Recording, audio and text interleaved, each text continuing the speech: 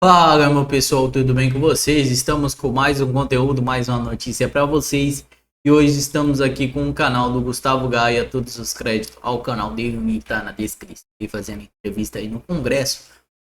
O link do canal dele está na descrição, no comentário fixado. Você que apoia nosso canal, deixe seu like, se inscreva no nosso canal e não se esqueçam de ativar o sininho de notificações para você ser notificado de todos os nossos vídeos. Muito importante também que você deixe aí o seu comentário, a sua opinião. Deixe aí um bom dia, uma boa tarde, um bom dia, que vai ajudar demais os nossos vídeos engajarem e chegarem para mais pessoas. Muito obrigado a todos e até o próximo. Até vamos pro vídeo. Deixar passar em branco o escárnio que foi feito com a família brasileira usando dinheiro público na Sapucaí. Mas não foi só a Sapucaí. Nós temos aí relatos da ministra da Cultura também cantando numa escola de samba, num bloquinho que recebeu o dinheiro da Lei Rouanet. Nós temos um outro caso de um carnaval financiado para enaltecer o MST. E aí eu pergunto para os senhores e para as senhoras, se fosse no período do governo Bolsonaro e ficasse comprovado que o governo Bolsonaro usou dinheiro público para financiar uma homenagem a si mesmo na Sapucaí, qual seria a reação da imprensa brasileira e da justiça? Vocês podem ter certeza que muita gente já estaria presa. Seria capa de jornais durante o mês inteiro. Mas, curiosamente, como é o Lula, o governo do PT, usando 10 milhões do nosso dinheiro para financiar uma homenagem a si mesmo, em ano eleitoral, o silêncio é ensurdecedor. Então nós conversamos aqui entre a oposição e percebemos que isso não poderia passar barato. E eu entendo, é complicado hoje em dia, meus amigos. São tantos escândalos de corrupção que é difícil que cada um tenha a sua devida atenção. É tanto escândalo dia após dia. Correios, rombo, INSS, Master. É difícil para uma pessoa comum poder fazer esse malabarismo e dar atenção a cada um. Mas isso que aconteceu na Sapucaí foi um crime eleitoral dos mais graves já cometidos no Brasil. Bolsonaro hoje está inelegível por ter participado de uma manifestação pública onde todos tinham acesso, financiado com dinheiro privado, com pessoas que fizeram doações. E por isso ele ficou inelegível. Outro motivo, ter feito uma reunião com embaixadores. Por isso ele ficou inelegível. Agora esse governo pega o nosso dinheiro, que curiosamente, no mês em que se bateu o recorde de arrecadação, nunca se arrancou tanto dinheiro do contribuinte brasileiro como esse mês de janeiro, e gasta fazendo uma homenagem a si. Aí vem a parte curiosa. Era uma homenagem da vida do Lula. Mas eu achei que ficou faltando pedaços muito importantes da vida do Lula. Usou dinheiro para zombar da nossa fé. Zombar da família brasileira.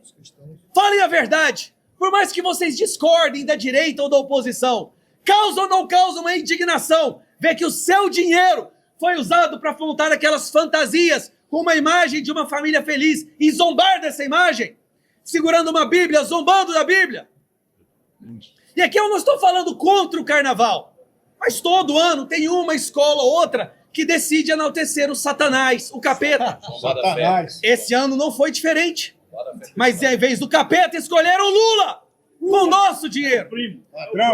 Para concluir, sim, eles quiseram colocar ali a vida do Lula, a trajetória do Lula, as conquistas do Lula. Eu me lembro daquele livro em branco que você passa assim, né? Tudo que o PT fez. Mas ficou faltando algumas partes importantes. Eu não vi ali o INSS, o Petrolão, o Mensalão, Zelotes. Eu não vi ali o Banco Master. Eu não vi nada sobre os 300 mil reais que o filho do Lula recebe todos os meses. Do careca do INSS. Eu não vi nada do triplex, do sítio do Atibaia. O que fizeram com essas partes? Pois então, eu e meus amigos aqui da oposição, em respeito ao dinheiro público, que foi muito mal empregado nesse desfile, nós vamos fazer valer o seu dinheiro, o dinheiro do contribuinte, porque afinal de contas a ideia não era mostrar a vida do Lula, Sim. não era mostrar os feitos do Lula, mas Sim. ficou faltando uma parte desse desfile. Tranca. Ficou faltando uma parte muito importante, na minha opinião, a gente vai ter que lembrar agora. Ficou faltando a parte Unidos da Corrupção. Essa parte eu não vi no desfile. Eu não vi, então vamos agora em homenagem a Lula. Vamos sambar. Eu já disse, o traficante é a vítima do...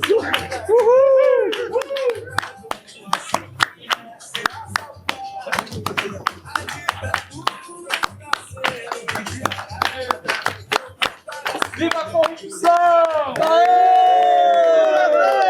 Lula ladrão! 129 milhões!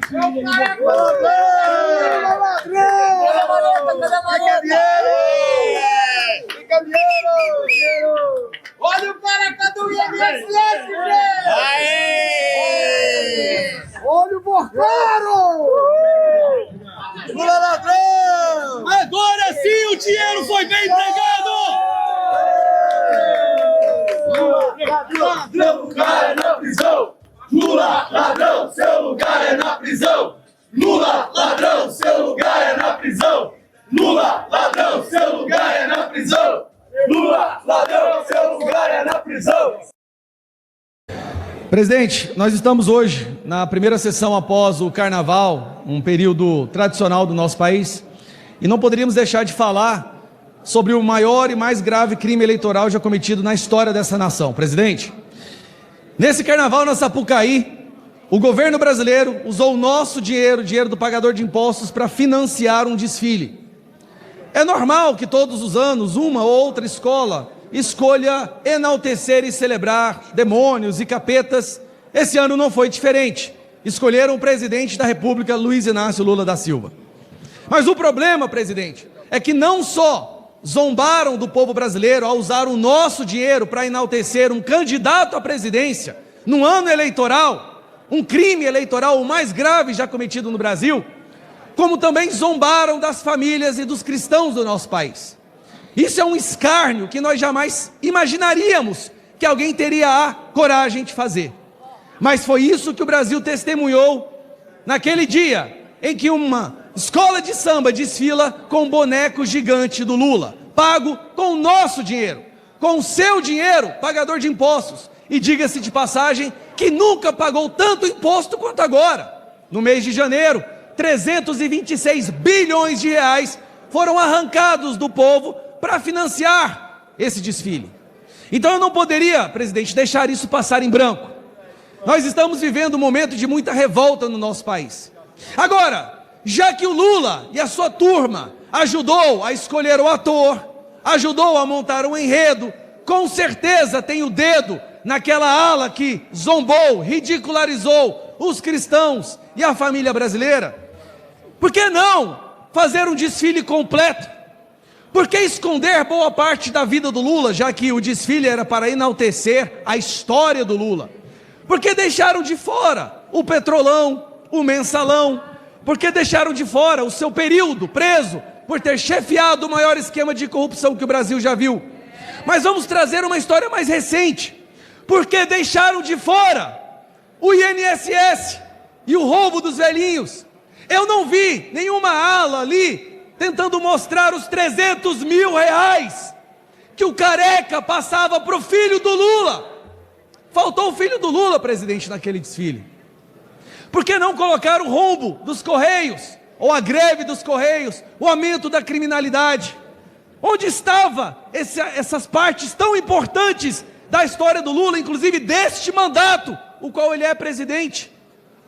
Eu não vi nada sobre o Banco Master, sobre Toffoli, irmãos do Toffoli, primo do Toffoli, um ministro do STF escolhido por Lula, que agora o Lula quer entregar a cabeça numa bandeja, para se distanciar desse esquema de corrupção, presidente. Eu não vi nada sobre o apoio do Kurchenko, o último ditador da Europa, que agora apoia o Lula. Eu não vi nada sobre o Maduro, ou sobre o Lula defendendo o Maduro, um narcotraficante condenado internacionalmente. Eu não vi nenhuma ala que mostrasse, por exemplo, os recordes do Lula. Eu acho que isso é importante para a história de qualquer um que vai ter a sua vida como enredo em um desfile na Sapucaí. Eu não vi o recorde de feminicídio, eu não vi o recorde de novos impostos criados, eu não vi o recorde de desmatamento, eu não vi o recorde de rombo fiscal, de rombo nas estatais, de mortes por dengue, de mortes de Yanomami. Eu não vi recorde de moradores de rua, que mais do que dobraram nesse governo do Lula. Onde estava a ala dos recordes? Do roubo do INSS, do irmão do Lula, do Banco Master. Afinal de contas, já que o nosso dinheiro foi usado nesse desfile, por que não fazer uma história fidedigna à história do Lula? E agora nós estamos vendo recorde de famílias endividadas. Eu achei engraçado, porque lá ele zomba das famílias brasileiras, o tal conserva em lata, mas endivida as famílias como nenhum outro presidente da história. Eu não vi sobre os recordes de falência. Presidente, nós estamos diante do maior crime eleitoral da história do nosso país.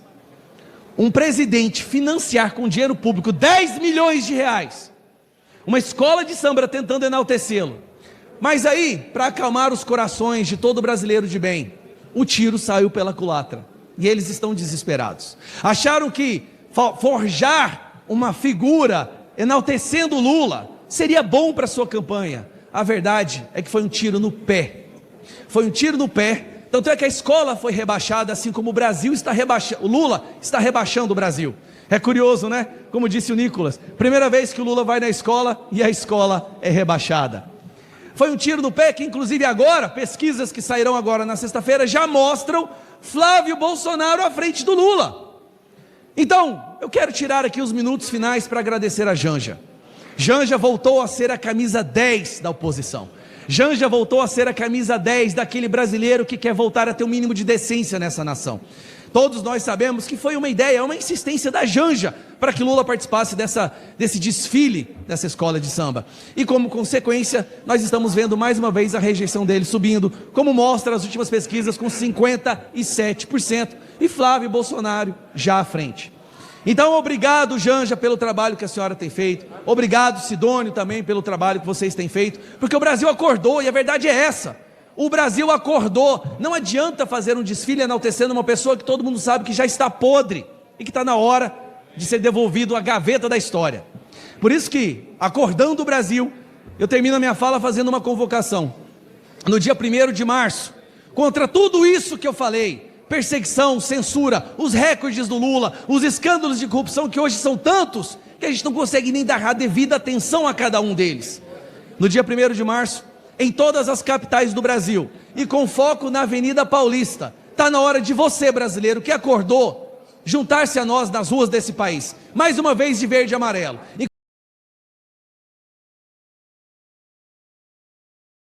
Supremo sobre críticas. OAB apria expressão institucional por visão do inquérito de fake news. O Supremo tem de fechar a delegacia de polícia. O presidente da Sanção do Pará afirma que investigações têm servido como um mecanismo de indenização e pede demissão clara de fatos de investigação. Luiz Fernando Casagrande Pereira, presidente da OAB, reiterou na segunda-feira, dia 23, a necessidade de encerramento do inquérito de fake news pelo Supremo Tribunal Federal, STF, além de pedir de fechamento de delegacia da polícia relacionada. A declaração foi feita logo após o Conselho Federal da OAB protocolar um pedido formal do ministro Ed Fachin de presidir a corte. Casagrande destacou que a posição da sancional paranaense não é nova e tem sido reforçada nos últimos anos. Desde 2020, a OAB Paraná defende o fim das investigações conduzidas pelo STF, salientando que o tema já foi abordado em diversas ocasiões. O inquérito da fake news foi aberto em 2019 pelo então presidente do STF, Dias Toffoli. O relator Alexandre de Moraes tem prorrogado o procedimento continuante. Agora, com a OAB unida pelo fim dos inquéritos, aguardamos uma movimentação do Supremo, principalmente porque tem sido utilizado como mecanismos de intimidação e censura, declarou Casagrande. A OAB protocola pedido de encerramento.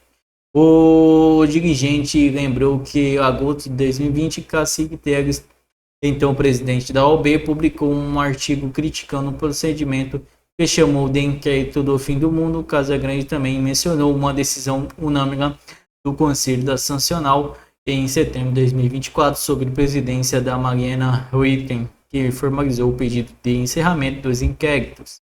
Conforme o Casagrande mobiliza um ganho de força dos agosto de 2025, enquanto houve decisão nacional da OAB, o ofício enviado ao STF na segunda, dia 23, foi assinado pelo Conselho Federal e pelos 27 presidentes das sancionais estaduais, incluindo o Paraná, representando uma posição unificada da advocacia brasileira. Na opinião do Casagrande, os inquéritos estão extrapolando sua finalidade original, servido como um mecanismo de pressão. Ele citou os casos passados com a revista quase argonista e a situação recente envolvendo o Conselho Federal de Medicina, representante Unafisco, com um exemplo de excesso por parte do STF que evidencia a necessidade de uma revisão imediata nas investigações. No ofício, a OAB criticou a duração prolongada do inquérito, ressaltando elasticidade excessiva do objetivo investigativo, uma vez que novos fatores foram sendo acrescentados ao processo ao longo do tempo. A entidade argumentou que a lógica constitucional processual do inquérito deveria ser focada nos fatos determinados, não em procedimentos que expandem continuamente. A OAB solicitou que as medidas sejam tomadas para concluir os chamados de inquérito da natureza perpétuo, principalmente aqueles que, por sucessivos agravamentos do escopo, deixam de ter delimitação material, temporal, adequada, além de não permitir a abertura de novos procedimentos com essas mesmas configurações indenificadas. Esse pedido da OAB foi feito após uma determinação do Alexandre de Moraes para uma operação de busca e apreensão dentro do inquérito da fake news, focando nos servidores da Receita suspeitos de acessar ou vazar dados sigilosos relacionados a familiares do ministro do STF. Além disso, a manifestação sublinhou que as defesas da democracia não se limitam à repreensão aos ataques institucionais, mas devem englobar garantias como devido processo legal, ampla defesa da liberdade de expressão, enfatizando o respeito de prerrogativas profissionais de advogados e jornalistas.